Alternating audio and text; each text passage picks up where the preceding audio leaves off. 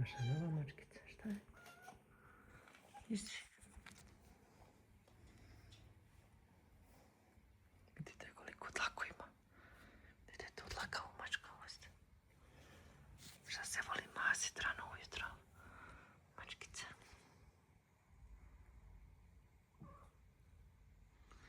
Naša mala mačkica.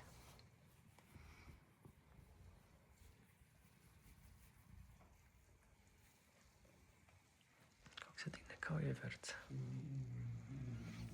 Kao vjeverca, čim čuje neke zvuke, ona se diže. She gets up every time she hears some noise. Just look. Mic, mic. Dođi. Mic, mic, mic, mic.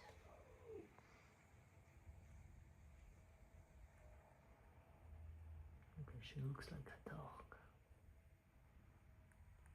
Now she's looking for the sounds that's my coffee making.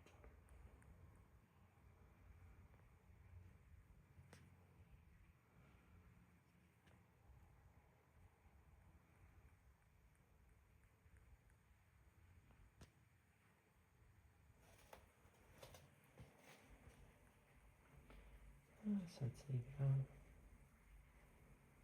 maca maca.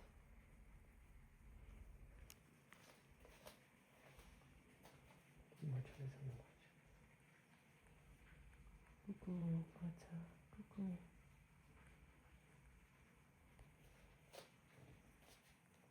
Domili smo je nedavno, stara je 2 godine.